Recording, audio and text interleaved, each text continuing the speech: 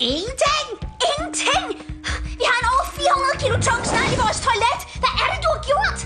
Jeg har bare blandet nogle af dine miksturer. Noget af det blå station lugter af sure tæer, og det orange gelé, som vibrerer. Og se, hvad der kommer ud af det! Ray. Jeg har projektdag i dag. Jeg har slet ikke tid til at tage mig af alle de monstre på vores toilet. Hvad fik dig til at smide det stas ud i toilettet? Han smider alt i toilettet. Det er sandt. Skal vi ikke beholde ham? Kun hvis han ikke spiser os. Hey! Det er mit gode bat! Findes der et magisk ord imod ormedrengen her? Jeg kan da overskue, om han er en metamorfosis forhekselse eller en undsluppen tabakdæmon. Og der er en stor forskel, forstår du? Hvad han end er, så lugter han godt nok dårligt. Kom ud fra vores toilet, grødhoved!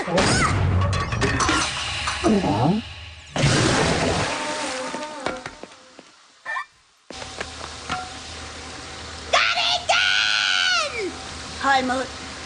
Det er nu ikke lige den udrydningsmetode, lærerbogen anbefaler. Der er plads i toilettet til en mere. Kunne det friste? Jeg springer over. De er monstre, de vilde og skøre, men kun June kan se, når de spørger. Og de har også med langt ude planer, men June kan mere end du aner, mere end du aner.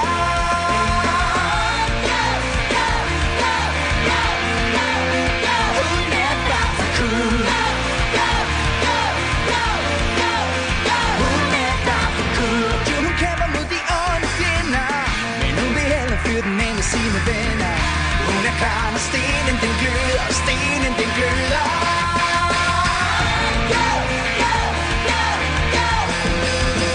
June er bare for cool.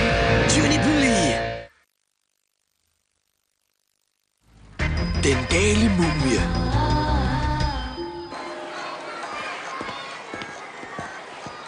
Ved du hvad? Jeg kunne bedre lide museet, før det blev solgt til centret. Seriøst, det er den kedeligste udflugt nogensinde. Det er da ikke så galt. De har en komplet Picasso-udstilling. Ja, Jeff Picasso. Han laver skulpturer ud af nullermænd. Tam, fætter. Robert, skynd dig! Kom nu! Se, hvad jeg fik fra Kong Henrys middelaldermadafdeling. Vil I have noget? Det er fyldt med ost. Hey, er du blevet klippet, hva'? Det er vel ikke bare, fordi vi skal pudflække på skolen? Jo, jeg synes bare, jeg skulle, du ved, se godt ud her under opgaveprocessen. Hvem var det, der sagde, den, der ser bedst ud, lærer mest, ikke? Det er fordi, du er sat sammen med Markus Connor til klasseprojektet, ikke? Det har intet med det at gøre. Markus er da fed, sej stil, ingen hængerøv der. Det skal da respekteres. Jeg vil i hvert fald hellere lave min opgave med Markus end Todd Feldman. Vær hilset, Padawan. Jeg er Qui-Gon Todd. Vi er af Jedi-rådet blevet bedt om at udforske og færdiggøre en opgave vedrørende mysteriet om den nordamerikanske elg. Hvis du kalder mig Padawan igen, fjollehoved, så får jeg dig til at æde et lyssværd! Markus kan lide dig. Altså lide dig. Det kan ses. Jeg fornemmer den slags. Det er rigtigt. Det er helt vildt underligt. Gider I ikke bare stoppe alt det der? Jeg skal skrive en opgave om movie-udstilling med Markus Connor, og det er alt, der er i det. Det er bare en opgave. Jeg mener, der er ingen tvivl om, at Markus er død lækker med hans flotte hår og det søde smil. Men det ændrer ikke ved den kendsgerning, at han står lige bag ved mig, ikke? Markus, hvad så? Vil du have noget gris? Nej, ellers tak. Hey June, så skal vi gå hen og tjekke mumien ud? Ja, selvfølgelig. Ja, jeg vil have min mumie. Rigtig god start. Ja. Eller måske ikke. Han hedder Kom igen færd, og han siges at være mere end 3.000 år gammel. Men i modsætning til andre egyptiske mumier blev han ikke begravet i bjerge af rigdommen. Nå, måske mistede han det ved en pyramideplyndring. Hvad? Nej, jeg laver bare gas. Du ved, pyramideplyndringen, Egyptens pyramider, mumier. Ja, okay. Hey, jeg så i fjernsyn, at det ikke var egypterne, der byggede pyramiderne, men at de blev lavet af rumvæsener. Nå, men jeg har nu hørt, at det var Donny-bog-tøjet fra Marsalan. Hvem? Hey, hvad tror du, de her tavler fortæller? Aner det ikke. Hvad sprog er det?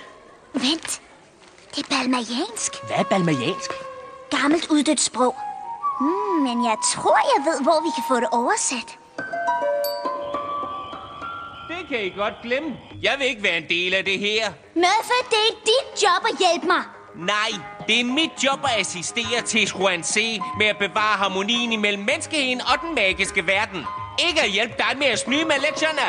Det er ikke at snyde. Jeg udnytter bare alle mine fordele. Nogle mennesker bruger et leksikon. Jeg bruger en lille irriterende hund, som taler balmaiansk, og som prutter, når den spiser indisk mad. Har jeg fornærmet majestæten? Oversæt det her. Hvad tror du, jeg er? Internettet? Nej, internettet plejer ikke at brokke sig så meget. Er alt okay? Der var en, der råbte. Og jeg... slemme hund! Slemme hund! Møbbe, stop så! Slemme hund! Stop så! Wow! Og hvad kalder man så det her? Jeg har snart ikke tal på, hvor mange gange min hund har haft tænderne i mit hjemmearbejde. Ja, når man tænker over, hvor lille han er, så er han godt nok rimelig aggressiv. Du skulle bare vide. Der er ikke mange chancer for, at det der kan oversættes. Nej, undskyld. Vi bliver vist nødt til at tage tilbage til museet i morgen. Ja, det er helt i orden. Mumierne løber nok ingen vejen. Vend tilbage til dette niveau, o du store! Afslut den lange søvn ved mørkets overgang til daggry. Og når lyset indtager en ny dag, rejs dig ved Bastus øje, ved Ramats hånd. Rejs dig, o store, kom igen, færd! Rejs dig! Rejs!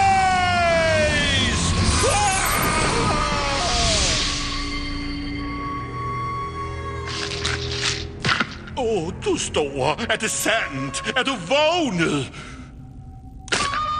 Jiha! Det kan du patte på. Jeg er frisk og fører jer frejdig med på den værste. Bare vent og se, du. Juhu! Hvad pokker er det? Kom igen, færd. Det var jeg, Sønneke. Du kaldte, og jeg svarede. Jeg er mere varm end en superbryder fra Miami Beach. Er der nogen, der gider at danse? Jeg har rytme i rumpetten. Vent, undskyld mig. Er du den store, ophøjede og fornemme kom igen, færd? Det kan du æde din gamle hat på, jeg er. Men alle kalder mig skider. Hold nu op. Okay, jeg får brug for, som nonnen sagde til sømanden, noget udstyr. De mener de der mobiltelefoner, en sekretær, som kan lave en god kop kaffe, et tv med fladskærm og, ja, nyt tøj, for de her bandager er ligesom ikke på mode længere. Det er 1200 år siden. Kom nu, venner, stram livremmen ind. Tivoli er kommet til byen. Ham kan jeg lide. Hold mand! Man, det er godt nok underligt, det her. Jeg forstår det ikke. Der er så meget dyr kunst derinde. Hvorfor er der så nogen, som gider stjæle en mumie? Mand. Vi er ikke engang begyndt på opgaven endnu, og nu er vores emne forsvundet. Kom nu, det skal nok komme til at køre. Vi har jo dit kvikke hoved med os. Jeg er da ikke... jeg er da ikke så kvik. Jo, du har da tjek på det. Du vidste, at skriften på tavlerne var... malmaiansk. Balmaiansk. Nå ja, vi skal lige have os tunet ind på det rette emne, og så får vi hurtigt den opgave på skinner. Bare sig, hvad jeg skal gøre. Fedt. Er du sikker? Lad os komme i gang. Jeg tror også, vi hurtigt kan finde materialet. Først skal vi lige undersøge... nej. Jeg vidste bare, at det her ville ske. June, er du okay? Nej, hør. Jeg glemte. Jeg har glemt, jeg skal hen til min bedste. Nå, okay. Ja, det tager kun en lille times tid. Det lover jeg. Hey, hvorfor tager du ikke hen på biblioteket, og så mødes vi der, okay? Okay, det er fint med mig. Godt. Vi ses om en time. Jeg tager mit kvikke hoved med. Kvikke hoved. Sådan en idiot.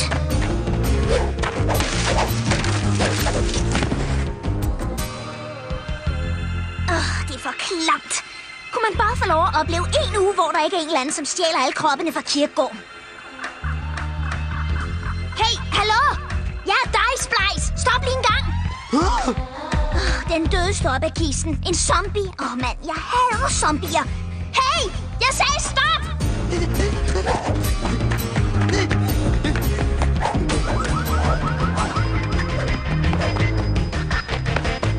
Du gør det bare værre for dig selv, makker. Nu har jeg dig, onkel Røden. Slip mig, jeg skal jo nå at stemple hende. Hvad?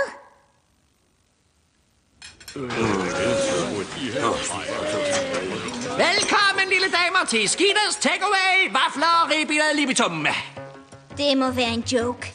Nej, frøken, kom indenfor og se det fornemmeste madsted, den her by kan byde på. Vi er helt fremme på beatet, hvis du forstår, hvad jeg mener. Helt fremme. Skal jeg hjælpe? Undskyld, min far. Hey, det er ikke okay, du. Men I kan da ikke bruge zombier. De er jo en uudnyttet arbejdskraft og billige. Ingen helbreds- eller tandproblemer. De er døde, og de har ingen tænder. Hør, du fatter det vist ikke, Methusalem. Jeg er Teshuan-Se, lovhåndhæveren, hvad sådan noget angår. Og jeg siger dig, det her, det kan jeg ikke tillade. Det ved jeg, og jeg siger dig. Det skal jeg nok selv bestemme.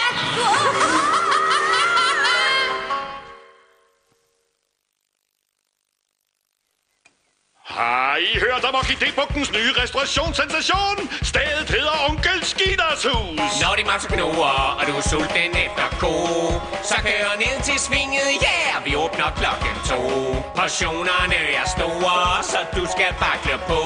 Der er mere, hvor de kommer fra, Vi har en gede på en boks og kylling på et bord, og en abe, der stepper og synger i kor. En hippe, som jonglerer en gorilla med en hat, og så lige hundevalg på et surt gammelt skvat. Og hunde spiller poker, og en flodhest hedder mig. Og den tykke dame spiller horn all night. Jeg har flæskesteg morgen og vafler kl. 10 og sovs med klumper i. Alle de kan komme, men bare ikke mus, og smut nu ned til Onkel Skitters hus. Få så bare delen op af sofaen, det er her festen foregår. Yeeha! Tag så ned til Skitters, kom igen færds vaffel og ribbens handelscentrum. Hey, var det ikke den mumie, June spurgte dig om? Du ved, den der, som du ligesom nægtede at hjælpe hende med. Nå ja, men måske ser Den, du... som nu er på TV og driver en restaurant fuld af zombier. Okay, så tog jeg måske en smule fejl. En smule. Gutten er i fjernsynet. Man kan vist ikke kalde det at kveje sig en smule. Det har aldrig været mit job at hjælpe hende med lektierne. Jeg har hjulpet Teshuan-Se i langt over 300 år. Jeg har mange prisværdige succeser bag mig. Nå, men lille ven, der er en 3.000 år gammel mumie, som ansætter døde til at køre en restaurant. Hallo? Hej Markus, det er Ray Ray Lee. Hvad så, er der gang i den? Ray Ray? Junes lillebror, ikke? Hvor har du mit nummer fra? Jeg stjal det fra Junes dagbog. Hør, har du set noget til min søster? Nej. Vi skulle have mødtes på biblioteket for en time siden. Mand, hun brændte dig af. Det er for surt. Ja, hun brændte mig ikke af. Hun sagde, hun skulle hjem og besøge jeres bedstemor. Tror du ikke, det passer? Eller det ikke, jeg holder ikke så meget øje med den slags, du ved. Nå, det var hyggeligt. Hej, vi ses. Vent, kan du ikke sige, hvor June? Hun er forsvundet fra Markus. Der er et eller andet galt. Helt galt.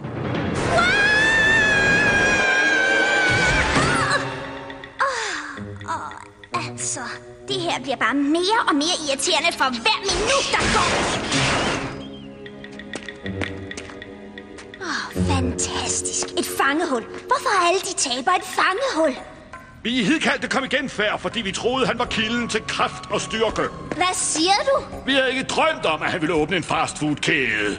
Og nu har han låst mig inde, bare fordi jeg nægtede at fungere som lokaldirektør for Sydvestkvarteret. Jeg er en mester i sort magi, for pokker da. Ja, lyder godt. Hvordan fik du general lige på benene igen? Vi hidkaldte ham med Rafugs kugle. Hvis kuglen ikke destrueres inden solnedgangen, bliver kom igen færd udødelig. Så vil restaurantkæden spredes over hele byen, og så til hele verden. Og de døde vil aldrig forvile. De vil arbejde for ham i al evighed, uden nattillæg. Ja, okay. Nedfrys kuglen og frels jorden for kom igen færds vanvittig plan. Jeg må afsted. Hey, vent! Tag mig med! Hør, det her fangehul er en kompliceret labyrint med forhindringer. Jeg kender vejen ud. Jeg kan hjælpe.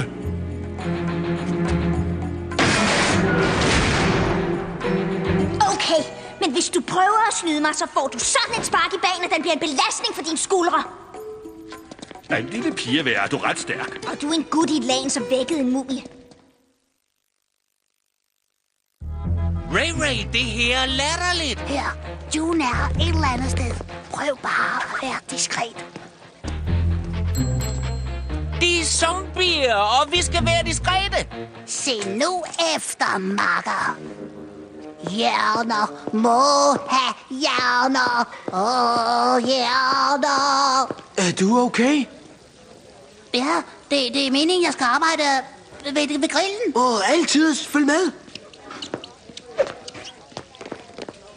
Ja, meget flot som en James Bond.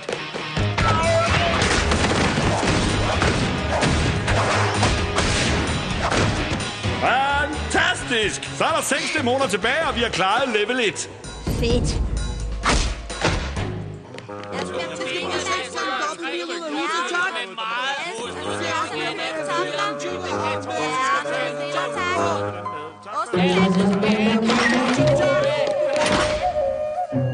Seks gange fyldte kartofler, 3 gange skorper frit, 4 gange juniormenu og 4 gange ost og potato supreme.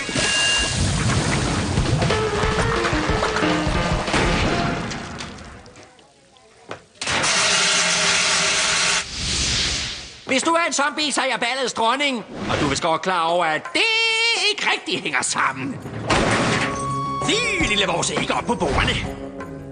Små venner, hvorfor blander I jer i mit familievenlige og prisbillige nærende og spækstegte barbecue-koncept? Familievenlige? Det er jo døde folk, du har ansat. Nå ja, undskyld os, at vi ikke er i live. Jeg undskylder gerne, at vi ikke lever op til den meget høje standard, deres majestæt. Desuden, Pudelbasse, de her zombiegutter, billige som de jo er, de spiser ikke, sover ikke, skal ikke have nyt tøj. Far scorer kassen ud de store udgifter. Jeg siger dig. Hey, hvor blev den lille gut af? Hey, brødre og søstre! I bliver udnyttet og undertrykt! I er underlagt umenneskelige arbejdsforhold døgnet rundt! Hey, ham mumiegutten altså. Han er som en Darth Vader med sit kraftige åndedræt og sin evne til at hjernevaske jer til underkastelse. Men det er jo hjerter af stormtropperne. Ja, I gutter gør det hårde arbejde. Men selv stormtropperne har brug for en kaffepause. Kom nu, hvor længe vil I finde jer i det? Nedlæg arbejdet, kammerater! Jeg har hørt. Jeg vil ikke finde mig i det mere. Jeg har lyst til at lede efter min pårørende. Ja, jeg spiser ikke frokost, men jeg kunne godt klare en times fri til at bare, jeg ved det ikke, læse avis. Jeg vil rigtig gerne besøge et mejeri, så jeg kan se, hvordan mælk produceres.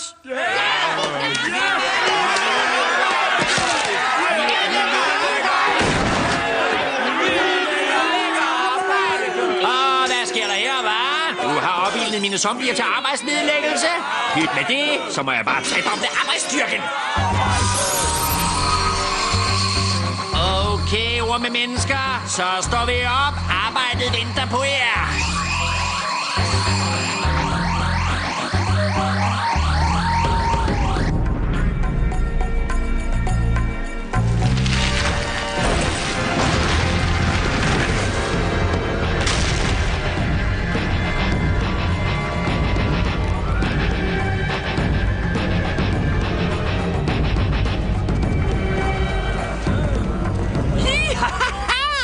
Så er det de dødes fest.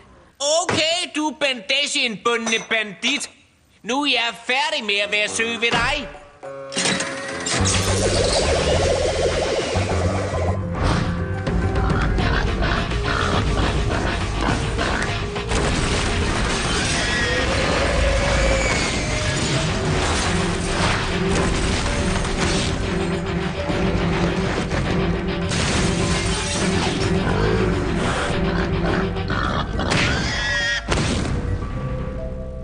Smukt! Det går jo strygende, det her. Jeg var så bange for at skuffe dig. Hvad er det? Det er min hund, og han viser os vej ud herfra. Er du klar, fatter? Selvfølgelig. Godt, for nu sker det.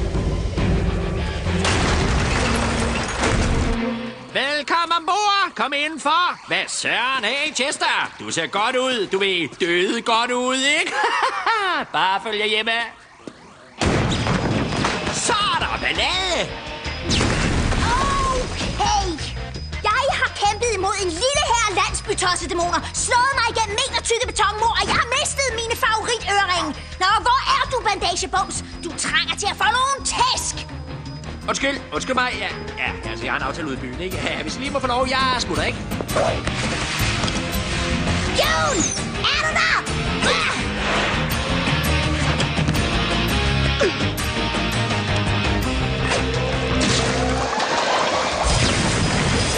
Jeg vender tilbage. Alle i hestetyve. En dag genåbner jeg. Kom igen, færs, vafler og ribbenad libito. Hvad nu med vores manglende løn? Ja! Nå ja, jeg må hellere få alle zombierne tilbage til deres grave. Ringe til Markus og håbe, han ikke hader mig og få lavet opgaven færdig. Hold da op, hvor hårdt. Din bekymring rører mig dybt. Jamen, hvad vil du have, jeg skal gøre? Flip! Jule, det siger dig. Det kan godt være, at mumien har hævet 1 million zombier og prøver at overtage verden, men hans vafler er altså for lækre. Prøv en gang, de røver for vildt. Ray, du skal ikke spise dem, de er onde. Jeg er ligeglad. Hey, zombie der, har du noget at sige om? Det er fantastisk. Kom igen, Fær var en af de vigtigste investorer i et planlagt vandledningssystem i Egypten. Ja, men det hele gik galt, og de oversvømmede byen. Se en klovn. June, det her er fedt. Vi bliver et godt team. Tak, det tror jeg også. Det her stof er så sejt. Hvor har du alle de informationer om mumien fra? Sådan noget kunne jeg altså slet ikke finde på biblioteket. Jeg har mine forbindelser. Det her er så lidt cool. Vi er dagens helte. Hvorfor skal vi så lave hendes lektier? Vi er soldater i kamp mod det onde. Det er vores pligt. Og jo hurtigere du skriver, jo hurtigere kommer vi ud. Og det kan kun gå for langsomt. Jeg skal løftes. Jeg hører brok, men får I lavet noget? Jamen, når der snydes med lektierne, er der mig, der snakker om det skrab. Vi er i gang. Ja, vi er soldater for det onde. Soldater mod det onde. Jeg overvejer mine muligheder. Og se, hvad der kommer ud af det!